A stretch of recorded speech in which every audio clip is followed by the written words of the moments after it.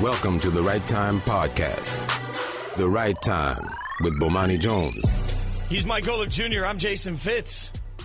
You're listening to The Right Time with Bomani Jones. The phone number to hang out with us, 888-SAY-ESPN. That's 888-729-3776. ESPN Radio, presented by Progressive Insurance. And we're going to get straight to Straight Talk, brought to you by Straight Talk Wireless. Best phones, best networks, no contract. Mike, the NBA punishment process is just an absolute joke, and they proved it again today. They fined the LA Lakers $500,000 for violating the league's anti-tampering rule. What you need to know, everybody, is that this isn't about the first issue. We all saw and heard Magic Johnson hanging out with Jimmy Kimmel. We heard him talking a little bit about Paul George, and some people thought that, no, this is not about this. This is about after that. They decided that after that, the rules were broken, and the general manager Rob Pelinka contacted the agent for Paul George, and for that, the Lakers get a $500,000 fine, and $500,000 to an NBA team is a joke. What are you talking about, man? It's $500,000. They got him good, got him where it hurts. This is clearly going to curb the NBA's tampering problem and really put a stop to all the shenanigans going on out here in these NBA off seasons, except it's not at all because no one's ever taken tampering that seriously. So they weren't going to start now. All this does is kind of signal. We love precedent is like another one of those buzzwords in sports, especially during the off season, a.k.a. CBA season, a.k.a. the rules refresher for everyone before real sports action gets going. And one of the things you always heard talked about, whether it's the Zeke Elliott case that's going on right now, Vontaze Burfict getting suspended for 5 games that got reduced to 3 under the new rules, everyone loves defending precedents. And this is another one of those where it says, all right, if we actually catch you out here tampering and you have to go above and beyond to make that even a possibility, this is what you have to look forward to. I feel like this is the NBA coming in and saying, man, if you're going to be so blatant that we have to do something, here's the $500,000. Now, the $500,000, again, this is the second offense, essentially. The first offense, which we now know, according to the NBA, received a warning, was this appearance by Magic Johnson on Jimmy Kimmel Live. This is what Magic said. Who are you looking for? Paul George? Is it Chris Paul are you looking at? Maybe Teen Wolf? Do you remember him? He was really good. I wish I could talk about all those guys. But you'd be contract tampering now. Exactly. Did you have, when you started this job, did they sit you down and say, okay, so here are some things you have to know? You can't do an interview and say you want the specific player. That's right. And did you have to learn? Yeah, I had to go to school. I had to go to CBA school, salary cap school, and tampering school. What constitutes tampering? Like if you're on vacation and you run into Paul George, are you not allowed to speak to him? No, we're going to say hi because we know each other. I see. You just can't say, hey, I want you to come to the Lakers, even though I'm going to be winking like... You know what that means, right? That got Magic Johnson a warning. I mean, even Kimmel knew what tampering was, and Magic Johnson just told you he went to tampering school. He obviously failed. He's just sitting there like, ha, ha, ha, I'm Magic. Yeah, we can't be out here tampering, but, I see Paul George around. Guys about town. Paul George likes L.A. I like L.A. We got similar interests like that. We might end up at the same spot. I don't see anything wrong with this. Wink, wink, back slap. But that is kind of the weird thing, right? Because Magic's just used to having been able to be this guy. He's just gotten to be Magic out in the public for a long time. And he's got the ownership stake in the Dodgers, and he runs all these businesses. And he's a guy that just in general has a lot of friends. And to be honest, it's cool to say you're friends with Magic on the other end too. And so he's got this awe and this draw to him. And it's hard to probably turn that off now in the role he's in, and that becomes an interesting part of this, is how does Magic adjust to this? Well, but the funny thing is, Magic's a smart guy. You just mentioned he owns all these businesses. All he had to do in that interview was leave the last line out. I mean, he can come in and say, no, I know him. We're going to see each other. We'll say hi. Yeah, we'll definitely do that. But I can't say anything about wanting him to play for the Lakers. And then, bam. If he cuts that one line shorter, he's fine. But that's now, that's like being in the NFL and the drug testing policy. Like, the drug testing policy is a joke in the NFL, but once you get popped, anything else that comes up, as minor as it might be and as much as it may not have gotten you in trouble before, starts to ring a little louder. With Magic, this was what got them a warning. Like, Magic's role in all of this was that. Rob Pelinka went out after and actually did the dirt that got them fined for this. Like, he went and contacted the agent. He did the actual sort of tampering in all this. Well, and Straight Talk Wireless, nationwide coverage on America's largest, most dependable 4G LTE networks. Here's some straight talk. Rob Pelinka used to be an agent. So you can't screw up tampering when you used to be an agent. Like he's not screwing up. This isn't a mistake. This is a blatant, I don't care. I mean, that's a substantial difference. And besides the fact that he doesn't care, and despite the fact that he's coming out and saying, yeah, I don't follow the rules. We're the Lakers. We do what we want to.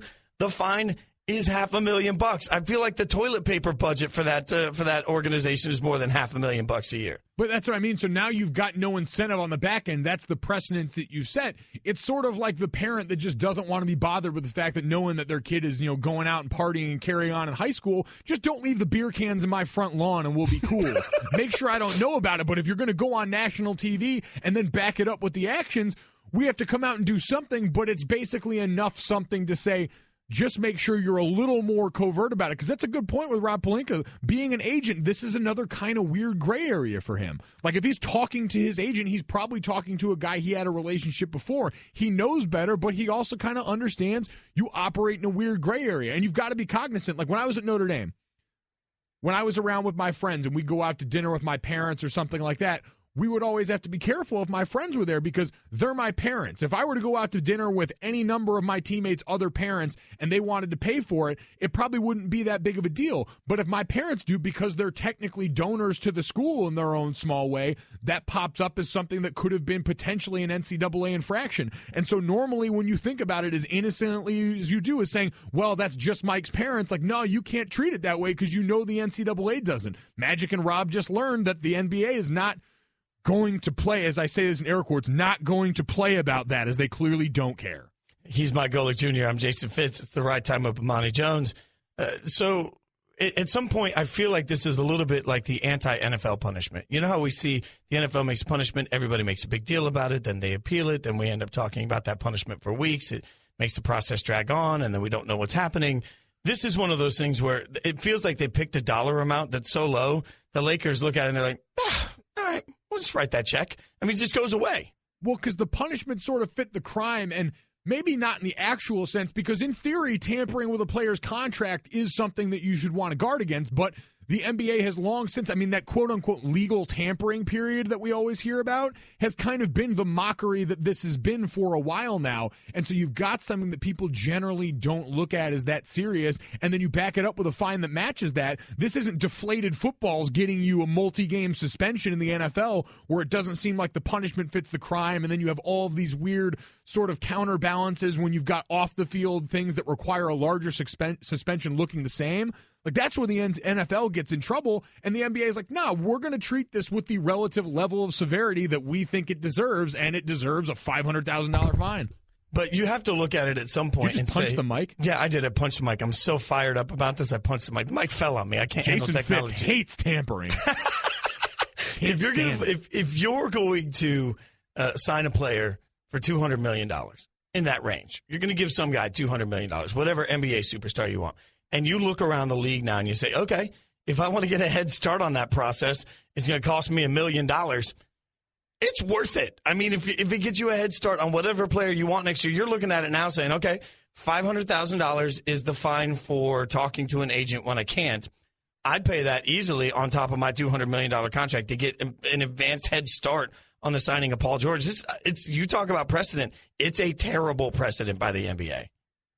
When you're coming out and you're getting ready to sign an agent and go into the sports world, one of the things that everyone is very quick to tell you is that money the agent spends on your training, the money spends, taking you out to meals, whatever they put into you, you're not expected to give them that back even if things go south. Like, if you don't get signed and nothing works out, they shouldn't be expecting to get that money back. They tell you that's the cost of doing business. And you found out that, like you said, the cost of doing business sometimes for the potential of a $200 million max contract player might be $500,000. It's the cost of doing business that I think, based on those dollar amounts, they're willing to incur. The Right Time with Bomani Jones.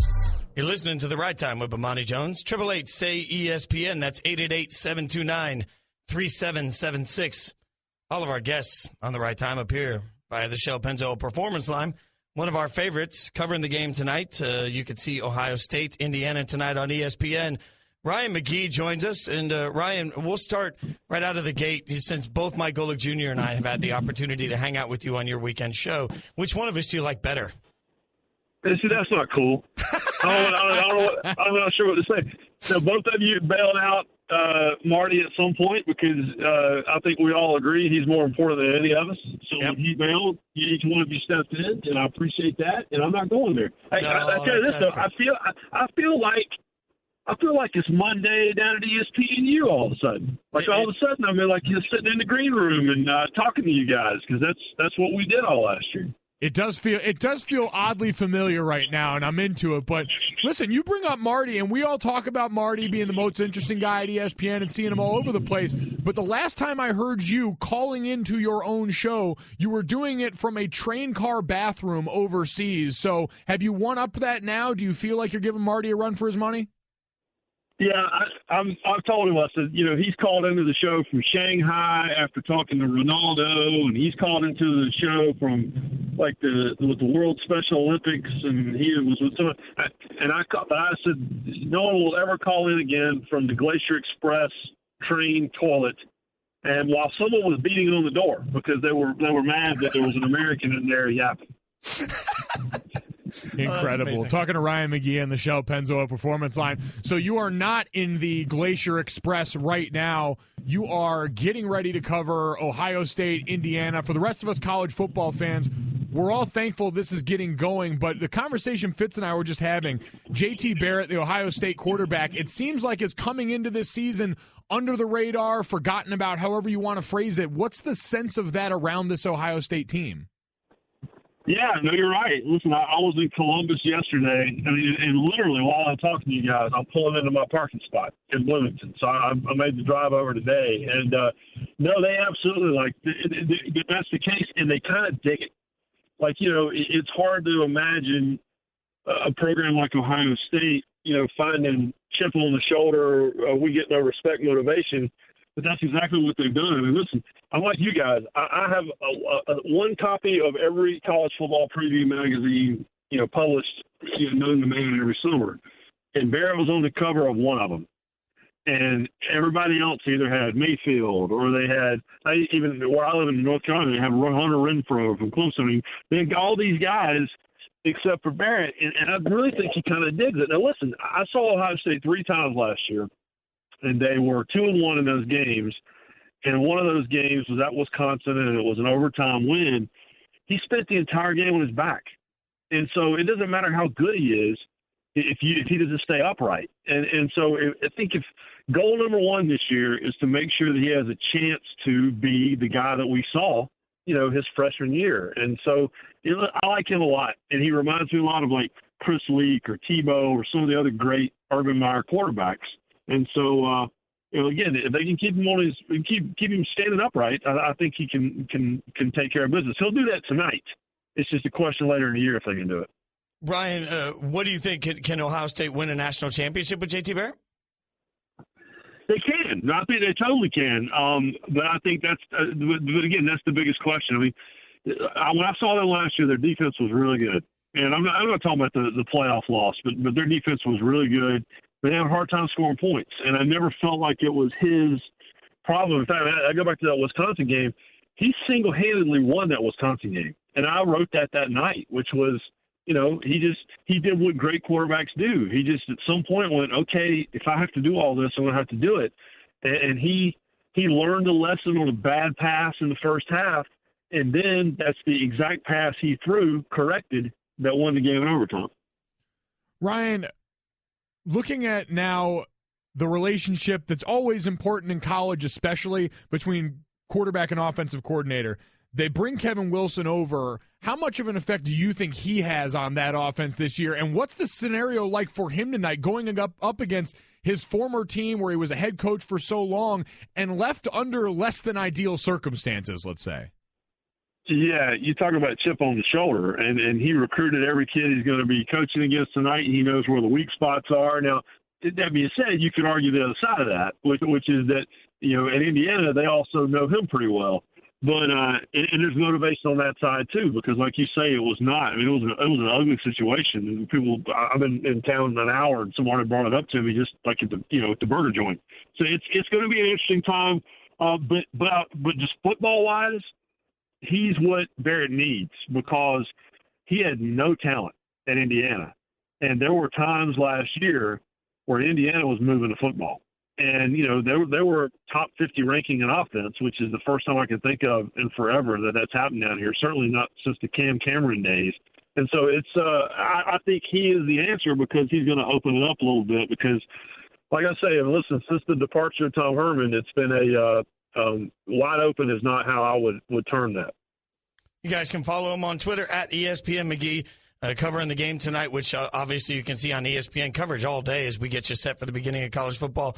Ryan, thanks for taking some time and joining us, man. Be safe out there. We appreciate it.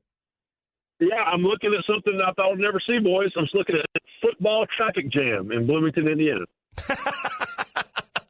Oh, that's what amazing. A time to be alive. Oh, that's great. Great stuff from Ryan. Who would have thought? But that's what's happening. We're all stoked for it. He believes in JT Barrett. And believes in this process. I'm still looking at it, seeing tonight there's only a couple of outcomes that are going to have some sort of a result for the world to analyze. If JT Barrett looks terrible, we're going to flip out over it. Unfortunately, if he comes out and looks fantastic, I still don't think he's going to get a ton of benefit of the doubt in the process because it's Indiana, right? I mean, I think at some point there's not a huge win for Ohio State here other than the fact that they just come out to get a win. Ohio State's going to win this game handily, I'd imagine. Now, they're going out on a limb. They're opening up the season with a Big Ten opponent, which is something that doesn't happen with a ton of regularity. But this Ohio State team is so talented. They were one of the youngest teams, if not the youngest team in college football last year. We're going to see the payoff of that. And the headline is going to be college football season is here, and it looks exactly like what we expected. The Right Time with Bomani Jones. Mike Golick Jr., I'm Jason Fitz. It's The Right Time with Bomani Jones. Hang out with us. We love everybody. 888-SAY-ESPN. That's 888-729-3776 ESPN Radio. Presented by Progressive Insurance. Guys, also don't forget, it's an opportunity right now where you can help people. The Hurricane Harvey, let's help Houston. We can all come together by going to www.redcross.org/ESPN. Or if you just want to use your phone right now, text 90999 is the number. Text the word Harvey in all caps. Makes a $10 donation on the Disney Day of Giving. We'd like to help Houston as much as we can. So, Mike, I'm looking around, and I'm looking at, shoe news. We were talking yesterday about how you can now rent jerseys. But if you're going to do that, you got to have some sweet, sweet kicks, as the kids say. And really, I just say that to watch you roll your eyes. Right? No, the kids don't say that. That's the goal. So sweet, sweet kicks, as the kids say. And so I'm looking at it, and the Ball family back in the news. But it's not the way I expected, because what we now know is the youngest Ball brother, LaMelo, 16 years old, high school junior, will now have his own signature shoe, and it will be part of the Big Baller brand. Now, there are several layers to this, because you were just talking about how it's complicated when you were in school and you wanted to go out to dinner, and you have to be worried about somebody can't just buy your dinner because you're always worried about any rules with academic eligibility. Well, yeah, no one ever bought us dinner. Never happened. Good, because it's important that not happen, because you have to worry about your eligibility. Apparently, LeVar not worried about that at all, and he essentially his quote is, "We'll worry about it when we get there. Who cares? If he can't play, then he can't play. It doesn't mean he'll stop working out and getting better." When you see that LaMelo has his own shoe, what hits you about that? Well, it's only $395, and I'm going to be honest, if I'm just looking at the shoe and taking it as face value, it's kind of nice. Like, I am much more inclined to look twice at this one than I was at the Zo2s. Like, the Zo2s weren't as bad as a lot of people made them out to be in my mind, but looking at these basically look like the Under Armour cross trainers. They just have like a snakeskin pattern instead. Are they is the Big Baller Band kind of learning? Are they evolving? Are they just clearly poaching shoe sort of ideas from other companies? I don't know, but they're kind of nice. The only thing better, though, is the ridiculous Big Baller Brand promotional video that went along with this, which includes, by the way, a brand new verse from Lonzo. Lonzo Ball is on the track. It happened. And you're happy with that? Like, you want? I mean, if I'm Lonzo, I'm conflicted, by the way, because if I'm Lonzo, my little brother just got a shoe that's cooler than mine on this whole brand. I mean, there's this. You're right. Maybe they're learning and they're figuring it out, but that means that Lonzo is going to be sort of the test study in every one of these cases. And here he is with LaMelo getting a cooler shoe. I mean, I would be angry if I'm Lonzo. It's all just set up for them to drop the Zo ones. Like, we all keep wondering where the 0-1s were and how we skipped to the 2s. This is the perfect guy. You go back, you drop that one. Like, he's got another in a long line of shoes. He knows his brother's in high school. He's going to get one right now. The interesting thing now is, like, going to, like, in a serious component, although I do want to get back to Alonzo's verse before, because that, too, like, unexpectedly kind of nice. Like, at least the flow was there. I don't know, like, everything else we can debate, but I listened to it. I was like, all right, he kind of sounds like he knows what he's doing. And that's coming from someone that's heard a lot of really bad amateur locker room rap. Would you? Like, a lot of it. Like, every locker room has got that handful of guys that believes, like, they're all going to make it and, like, gets, like, has a bootleg studio set up or something, and it's all usually really bad. This wasn't that. Would you spend 99 cents to pay for it? I'm not talking Spotify, you millennial. I'm talking about, would you spend 99 cents to pay for Lonzo spitting his flow on a hot track? Not if you phrase it like that. But, like, listen, I've heard a couple of the things that have come out from Lonzo, and I haven't hated it. So I'm kind of conflicted here. And these shoes, I don't hate.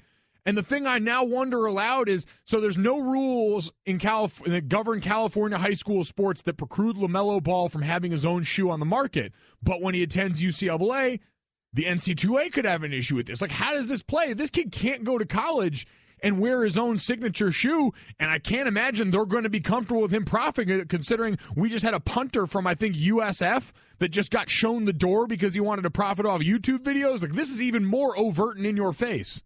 Yeah, and NCAA spokesperson Emily Janes talked to Darren Ravel earlier and said, this is the quote, generally speaking, a college athlete or prospect paid for the use of their athletics, reputation, or ability risks their future eligibility in that sport. This includes profiting from the sale of items bearing the young person's name. NCAA rules, however, do allow prospects to promote commercial products prior to enrollment, providing it is not for pay. So this sort of begs a very interesting case study of what do you do when it's your brother's brand, and how do they pay it, and where does the money go? I mean, you're conspiracy theorist. We don't know if he is getting paid. That's right. The one thing in all this. We don't know if he's getting paid. Judging by LeVar's cheeky grin at the end of the ad where he's sneaking into the fridge for cherries, who knows if we'll ever really understand it. Because the other portion of all this, and wondering who's getting what, is that this was his 16th birthday they dropped this for.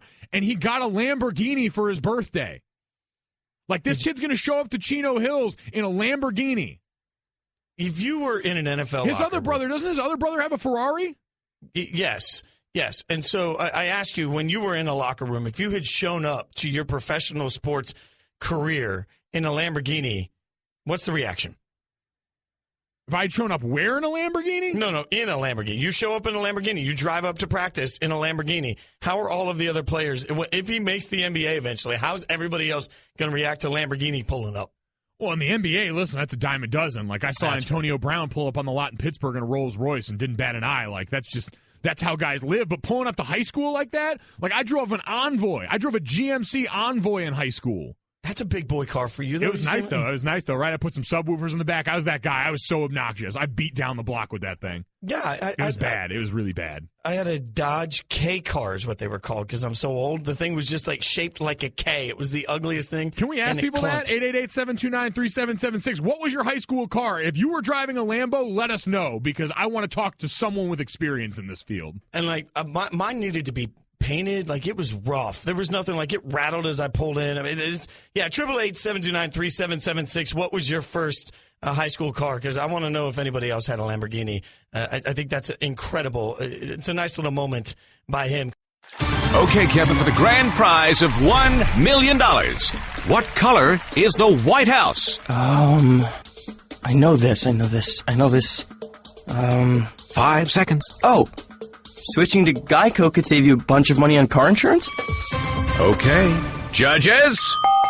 That's true, Kevin. They'll allow it. Congratulations. You're a winner. Woo! Geico, because saving 15% or more on car insurance is always a great answer. The Right Time with Bomani Jones. Mike Golick Jr., I'm Jason Fitz. It's The Right Time with Bomani Jones.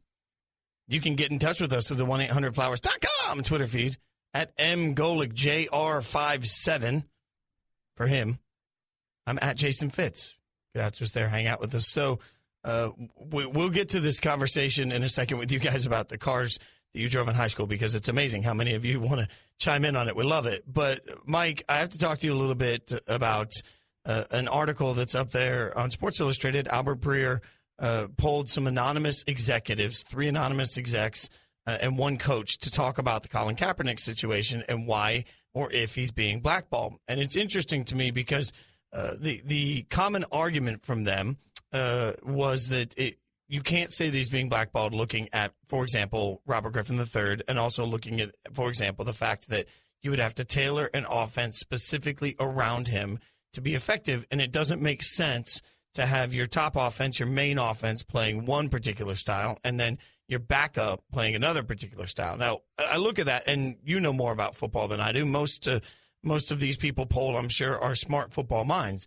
But I look at it as, for example, a Raiders fan and say, I'm not sure that I can definitively say that E.J. Manuel or Connor Cook is a better backup option for Oakland than Colin Kaepernick. So does it make sense to you when you look at it and you think, okay, Colin Kaepernick is so specialized he can only run a particular type of offense?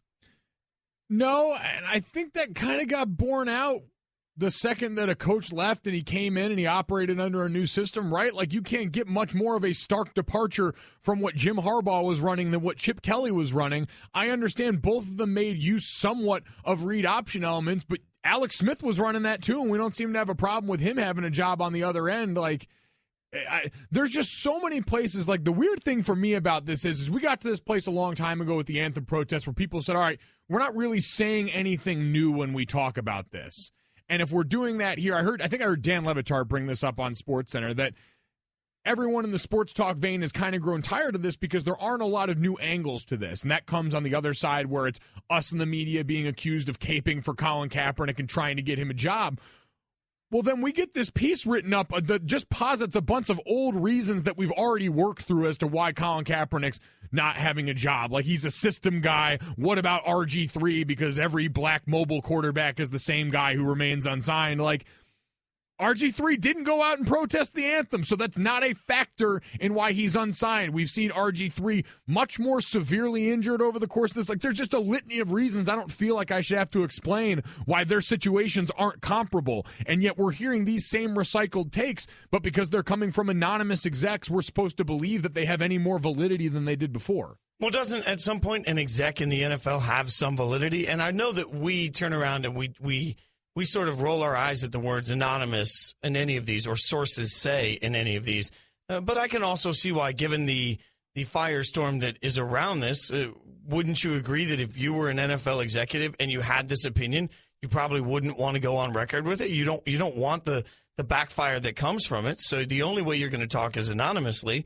And if these are execs and coaches that are in the thick of it saying it, that has more validity than you and I and any of the other shows on ESPN saying it, doesn't it? I guess, but I know enough football people that have gone out and given us concrete examples. Because that's the one thing. This was the narrative very early on, and I think I might have even fallen into some of the trappings. And then you go back and you start to look, and you have people that are actually going to pay attention enough to look and not just take it at face value and say, well, that's not, these things aren't exactly true. And again, when you compare this all through the lens of, well, this is also talking about right now when we've had these expanded rosters where he's clearly better than a lot of other guys. Like, man, if you want to say that behind the scenes we don't know how much Colin has asked for, and that could be a legitimate thing brought up in all of this. If you can bring up behind the scenes proof that Colin Kaepernick has asked that he wants to be a starter, and that's a factor in all this.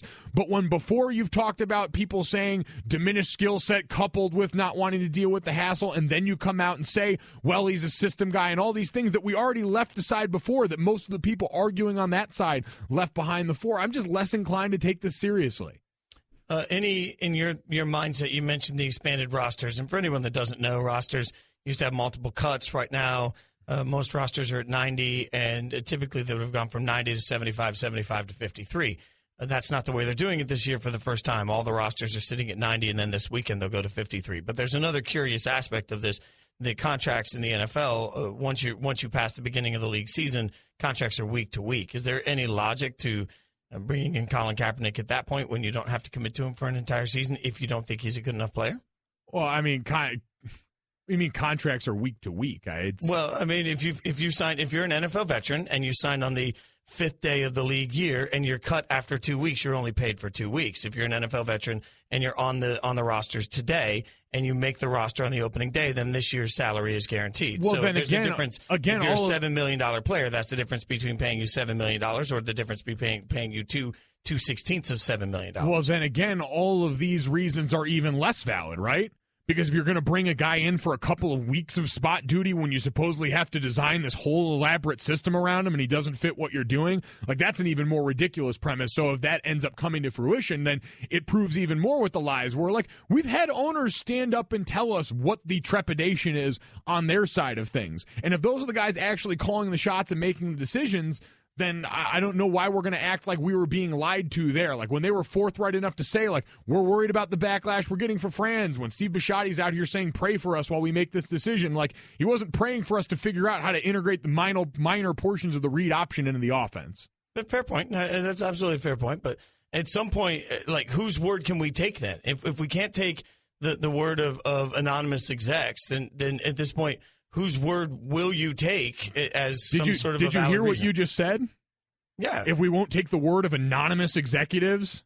But then, I mean, that begs the question of whose word will you take? Like, who can come out and give you a valid reason that will make sense? If a coach wanted to stand up in front of a microphone with his face in front of it, the way everyone else having this conversation would, and said, these are the reasons I don't believe Colin is signed, I'd be a little more inclined to hear him out than a guy who can sit behind a closed door and say all this stuff that feeds into larger points that, again, we've had all these talks on the outside. And we've largely debated them. Now, again, they can be very, honest and open and forthright about these being their honest decisions, but that doesn't necessarily make them right. Like, that just might indicate that you've got guys making decisions that are suspect at best. I guess. I mean, the lose-lose situation out of it is obviously until he signs to a roster, if he signs to a roster, all we can do is speculate to what's going on. And then the flip side of the problem is that for all that speculation, we can't trust anything we're being told by anybody in the process. You're just going to constantly run in a circle on it is what it feels like. It feels like we can't actually get any definitive stance on it because we don't take anybody's word on what they're saying. And in the process, nobody's signing Kaepernick. So the process never ends. It's just it's a cycle over and over again. And I think that there's no cycle. No one's going to sign him. He's not getting signed.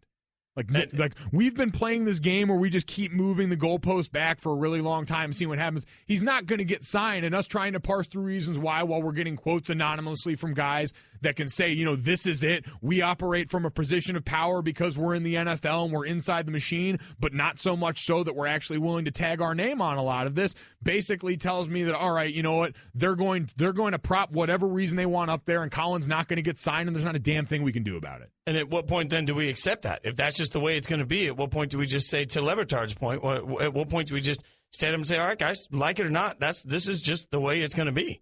Well, it's not a this is the way it's going to be thing. It's accepting it that way. What Dan was talking about was from a content standpoint like this, where it says, how many times can we do this? But my point is we should kind of hold that accountable to the other side, right? Like when we worked through all these arguments and we said, well, there's nothing new to talk about. Well, if you say the same thing over again from a place of anonymity, then you're not really giving us anything new to talk about either, but you're trying to act like it's somehow the defining, exclamation point on this conversation, and I just don't really care. Yeah, well, and I don't disagree with what you're saying. I just don't think that there's a win for most executives to come out and say if this is what they believe, whether we think it's right or wrong, it's certainly not a win for whoever this executive is from whatever team they are. That they represent. There's not a win for that executive come out and say this, even if it's what they believe, because the backfire will be massive, and they will suddenly be in the news for every reason they don't want to be in the news. So because they'd be asked to prove it. Maybe, but even above and beyond that, if we're talking about just the conversation your owner does or doesn't want you having, don't you think there's a spot where multiple owners in the NFL are going to turn around and say, why would you come out and have this statement? why would you put us in this position where we as an organization are defending it? Listen, I get the role that anonymous sources play when it comes to breaking stories and things like that, and we just had one of those NFL top 100 lists where it allows coaches to speak more freely on certain guys and in certain veins. But in this case, it just seems like it gives you the ability to duck. It gives you the ability to justify completely why you're doing something without having to really answer for it personally, without having to back it up in ways that people can challenge publicly. It just seems like you're avoiding the fight just so you can say you're right, because in the end, the results are going to back up your point. The Right Time with Bomani Jones. Right Time with Bomani Jones. 888-SAY-ESPN. 888-729-3776. ESPN Radio, presented by Progressive Insurance. He's Mike Golick Jr. I'm Jason Fitz. We talked about it earlier. The top 100 list came out recently, and on the ESPN top 100 list for players around the NFL, Aaron Donald sat at number 3. That's a pretty substantial number. And despite that, I'm looking at it, and my mind's a little blown that the number 3 player in the league, at least according to one survey, the number 3 player in the league isn't in camp, and it hasn't been the end-all, be-all, only story that everybody wants to talk about. I'm surprised that Aaron Donald not being in camp with the Rams isn't a bigger deal. It's flown under the radar. Really, a lot of big headlines surrounding the lack of availability for players throughout this offseason has flown under the radar. We did this with Andrew Luck's shoulder until very recently, with Cam Newton not being on the field practicing with the team until recently. It's been amazing what we've pushed aside in favor of all of the other headlines we discussed, but Aaron Donald now seeming to be the last one coming to a head outside of Andrew Luck, who we hear is going to be out probably into the season, and Cam Newton, who's back on the field. This is the best thing the Rams have going for them, and he's not with your team right now. I mean, you really think about it. You have Aaron Donald and Le'Veon Bell, 2 guys that are stars in this league that haven't reported to their team yet, and we don't know what Aaron Donald's point or his approach is when he's going to come in. If these were 2 rookies that were holding out, the world would be just, the sky would be falling. It's not that long ago in this CBA, before they changed everything with the rookie contracts, that a first overall pick holding out, a Jamarcus Russell holding out, was the end of the world. Now you have actual, not possible stars. You have actual stars not playing with their teams, and we're just sort of like, it'll figure itself out. I'm surprised by it. I'm surprised by it just because if you're the Rams, who else are you paying at this point? Right. Like, who else are you going to do this with? And this is another one of those places where the P word comes back into place and we get a little precedent talk. But at the end of the day, if there's one guy, because I've always said this, when you look around any football locker room, but even an NFL locker room, guys understand that all things are not created equal. Like, I never sat in my locker room at Notre Dame and thought, man, you know what? I deserve to be treated the same way that Michael Floyd gets treated, or the same way that Zach Martin gets treated, or the same way one of our quarterbacks gets treated. Because I wasn't as important to the team as those guys, and I wasn't as good as those guys. And if there's any guy in that Rams locker room who can stand up and say he's more important to that team than Aaron Donald, be my guest, because I'll show you the liars in the room on that team. And so if you're going to pay anyone, you pay him. You paid Tavon Austin wideout 1 money. He's not a wide receiver 1. Why would you not pay Aaron Donald best defensive tackle in the game money when he's actually the best defensive tackle in football? And some can argue the best defensive player in all of football. I mean, there's a point where he holds the leverage here. Whatever he wants, he can ask for. Stephen A. Smith talked about it, and as always, you know when Stephen A. talks about it, it's entertaining. This is what he had to say. I don't love the fact that Aaron Donald still hasn't been taken care of by the Los Angeles Rams. I mean, the inept franchise that this franchise has been, staining cities along the way, first St. Louis and now L.A. The audacity, the unmitigated gall for them to play hardball and not take care of this guy. I mean, you got to be kidding me. I don't know how many times I got to go on this damn tirade. Take care of Aaron Donald if you are the Los Angeles Rams. The nerve of you to do otherwise. Who the hell do you think you are? You took care of Tavon Austin. You overpaid him, even though I like him. But you can't take care of a dude who is universally recognized as a top 10 player in the NFL, who wants to be there, who is completely justified in not stepping on the field and jeopardizing his own health before he gets a hefty contract, and you can't find a way to take care of him? Shame on you. Absolute positive shame. I mean, just the nerve. I'd expect something like this if Jeff Fisher was still there. But due to the fact that you came to your senses and got rid of him, one would believe that you were pointing sensibly in the right direction. And now we've learned otherwise. It's just a damn embarrassment. Plain and simple. Jeff Fisher sitting in his house in Tennessee thinking, how did I get dragged into that all of a sudden? I mean, love that from Stephen A. You agree, though? If you're playing Stephen A. bingo at home, by the way, you're banging on your table because you just won. We were one temerity away from really hitting like the full blackout on the bingo board. I heard unmitigated gall, and I rose up out of my seat. I actually stole that and used that on a podcast earlier today, too. That's how much Stephen A. is embedded in my brain at this point. We were sitting there during the break. I'm like, how do we want to do this Aaron Donald thing? And Nuno goes, we got a Stephen A. rant on this. And the discussion was done. I didn't even know why he asked. Like, yep. Stephen A. talks, and he's going on the air. You lead with that in the future, Nuno, by the way. It's like, hey, guys, before you guys talk about anything, let me tell you what Stephen A.'s got, because that's an unmitigated gall I've decided we can add to our hashtag shirts that eventually I just want to wear around the Bristol campus of ESPN, which is hashtag unmitigated gall. So when I bump into him, I could try and start a little puffin a war with Stephen A. I was going to say, you got to lead with those two, and then the back of the shirt, like, you know how they almost do it like bumper sticker style on the lower top part of the shirt, like the tramp stamp area? Mm-hmm. That's where you have, ain't it a burger, though? Ain't it a burger, though? If you're the Rams and you are in L.A., you are trying to build a fan base, you are trying to build a franchise, and you're trying to distract everybody from the unmitigated disaster that could be Jared Goff. At some point, doesn't showing Aaron Donald a little bit of love and keeping him in the fold and sort of not only signing him, but then going all in on making him the face of the franchise for Los Angeles, doesn't that have some value right now? Listen, I get that a D tackle is probably not going to sell to an audience, but you look at the rest of that team and forget the on-field trickle-down effect that this has. 28 sacks from 2014 to 2016, 4 more than any other D tackle in the league. 31 QB hits, led the NFL last year. 17 tackles for loss, were tied for the lead last year.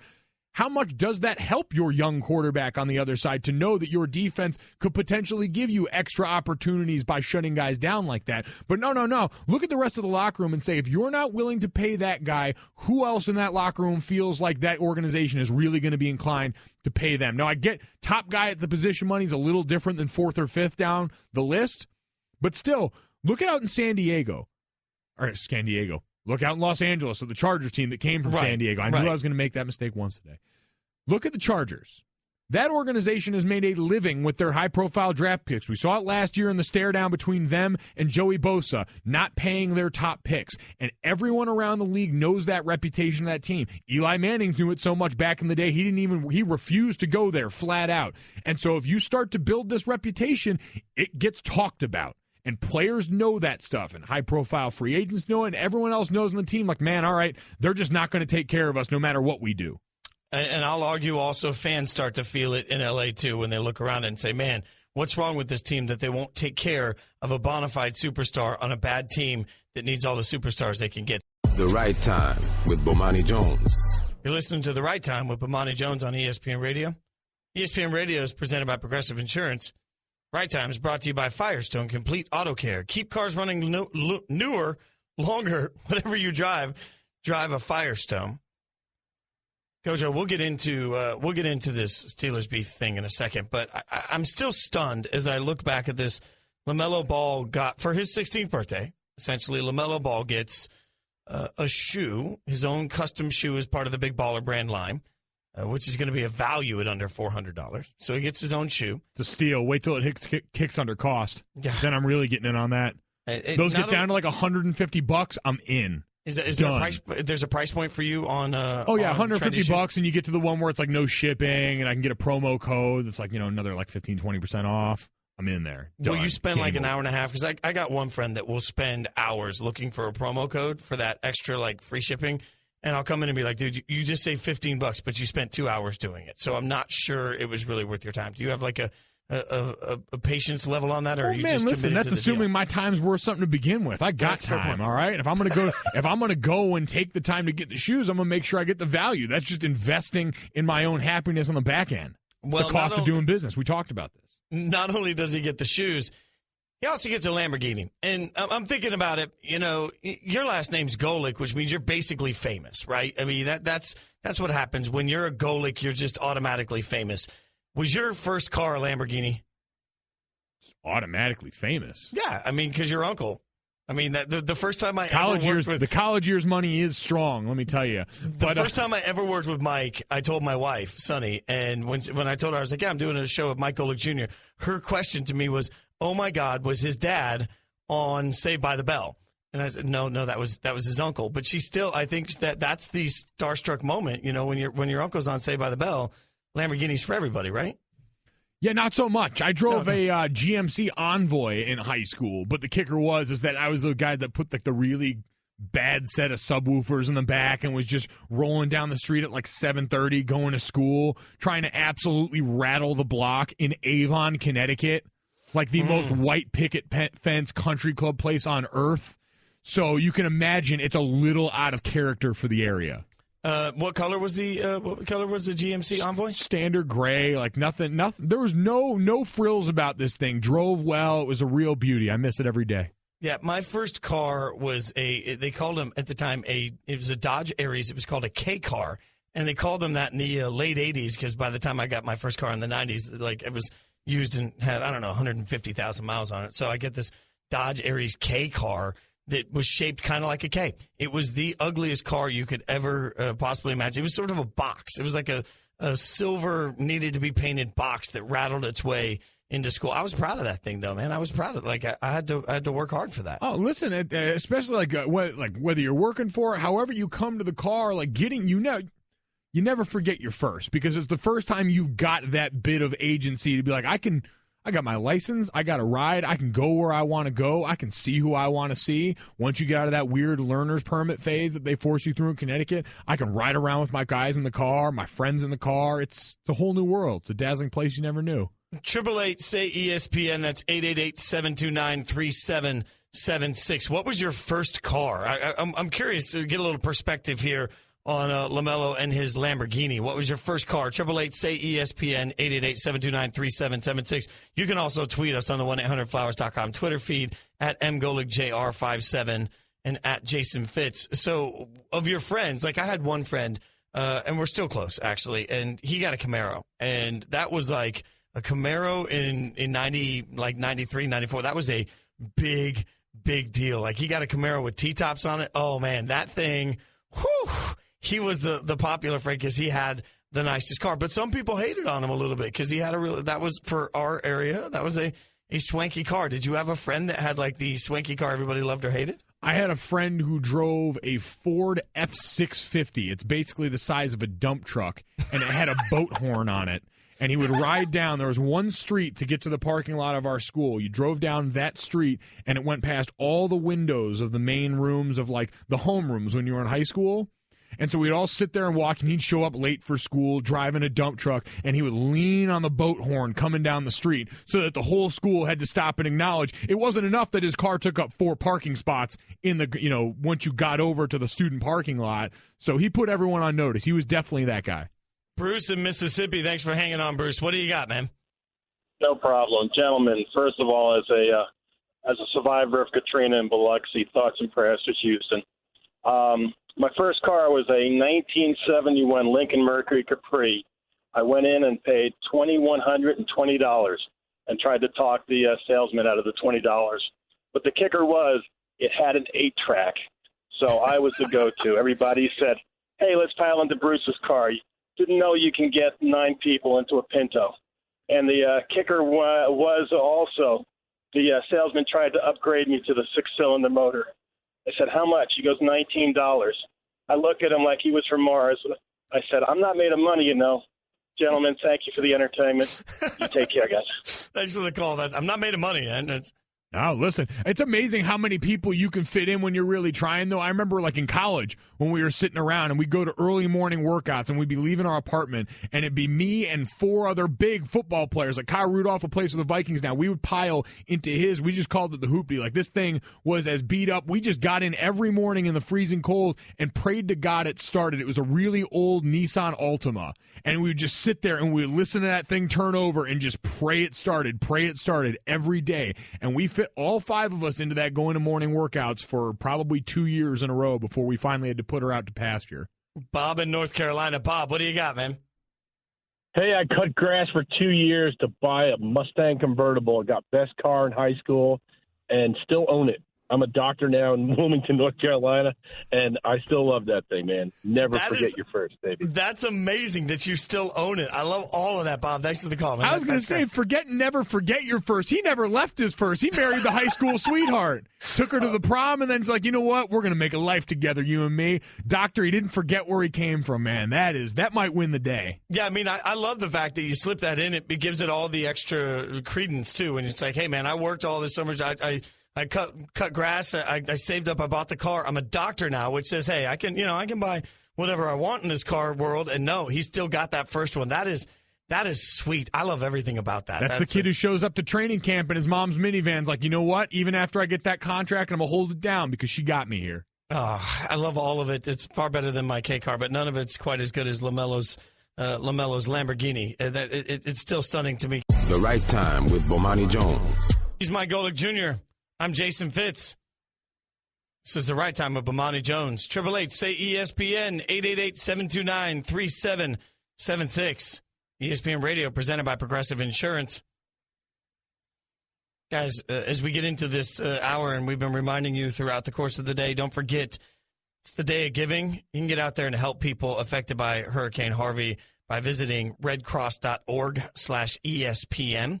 redcross.org/ESPN, or if you have your phone right now, you can just pull it out and text the word Harvey in all caps, HARVEY, to 90999. That's all you have to do is text the word Harvey to 90999, and it'll make a $10 donation to the Red Cross. It just adds it to your phone bill. It's super easy. Everybody can be a part of helping as we come together to help the city of Houston in the aftermath of Harvey. It's just Harvey 90999. Super easy to do and be part of helping them recover.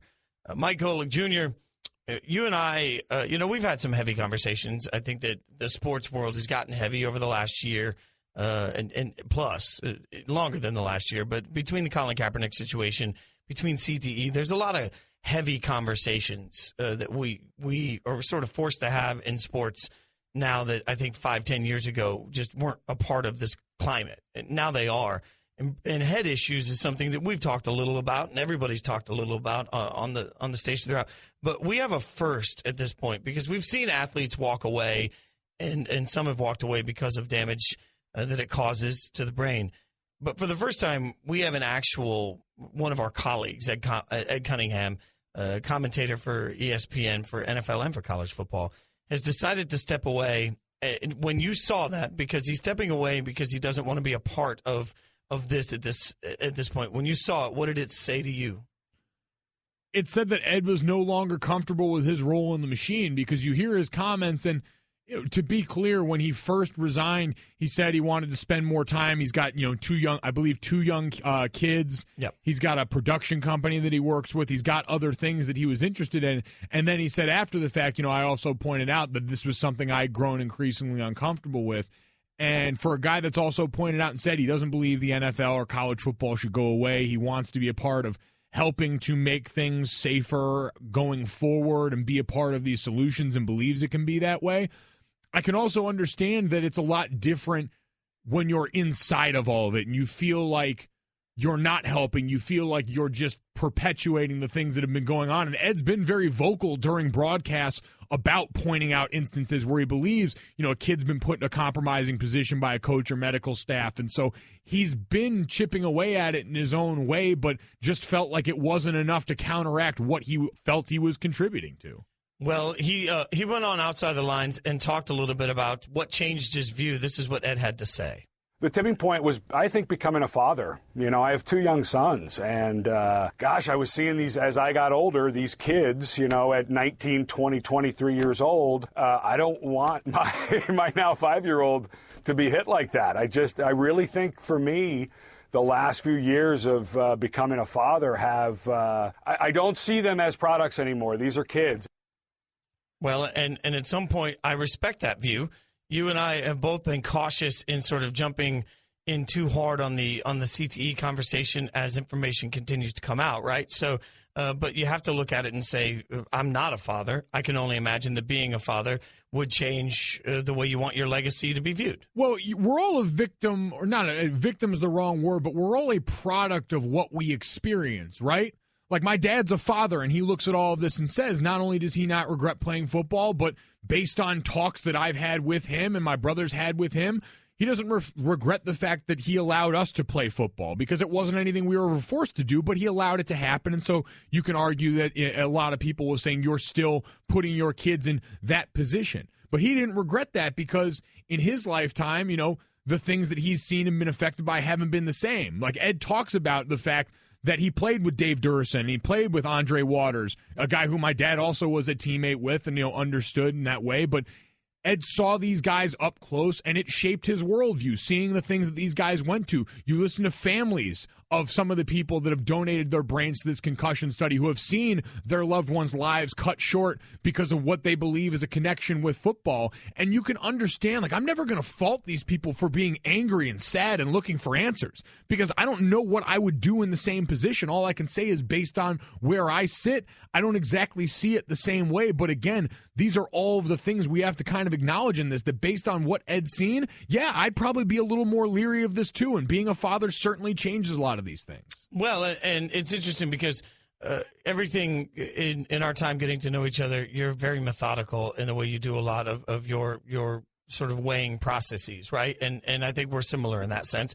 And so we can have a conversation about where this is and what it means and what CTE, what we know, what we don't know. And we've had that conversation.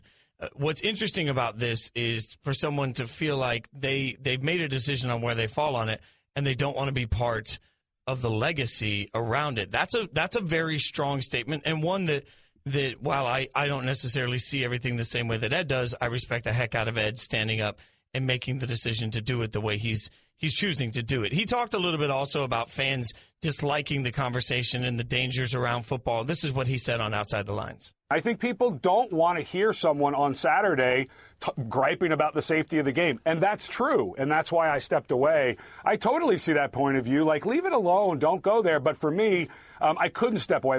I've been at this game in every fall since 1983, played, coach, broadcast. And I do think the game can get safer. And I would like to be a part of that discussion. Yeah, I think about this a lot in terms of this industry, the way we talk about things, because I see it from a perspective of someone who's dealing with all of these things every day. And I know you talk about sports as escapism a lot, and this is a corollary of that. This is another version of escapism. I don't want to hear about the fallibility of these people. And I often wonder, because the cries that I hear in a place like Twitter where you can get reaction, but it's curated to an extent.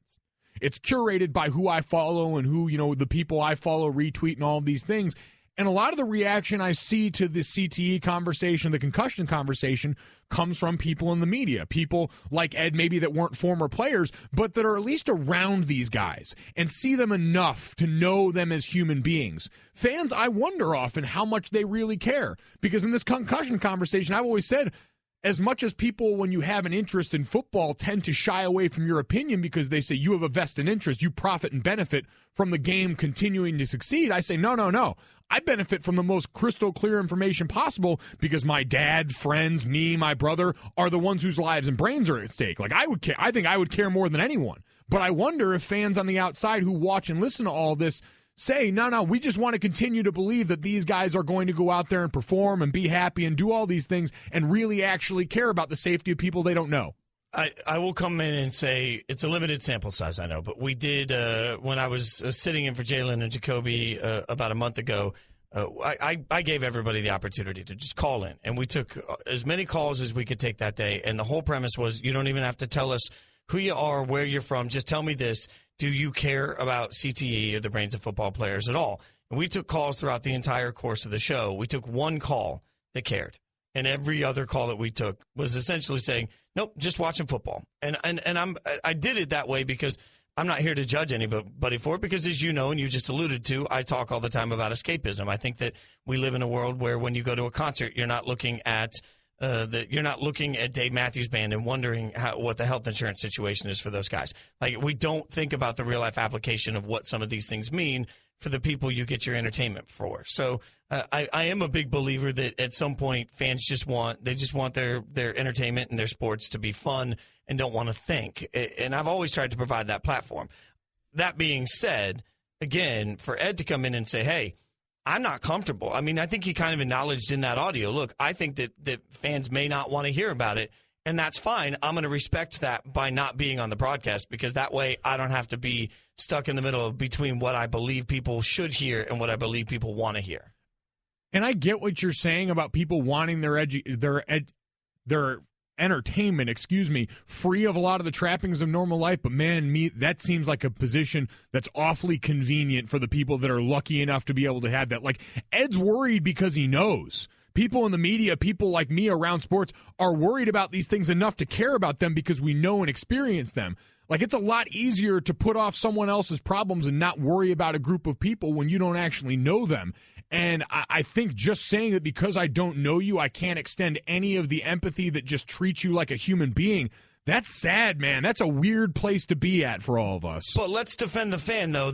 How many fans have grown up in a next man up culture where you're told constantly, no matter what happens, it's next man up? And we live in a world where, to use a very drastic example, we've seen players paralyzed on the field, and it shuts down the mindset of the fan for about a week before everybody sort of resets. That's been the fan mentality for a very long time. I don't think that that's a new thing. We've seen the dangers of physicality on a football field for generations, and it's not something that shuts people down from watching the sport. I'm not asking it to shut it down, but I'm saying when it comes up to poo-poo it away and say, well, I don't want to hear about the realities of this. I just want you to keep giving me the thing I need to feel good on Sunday. Like, no.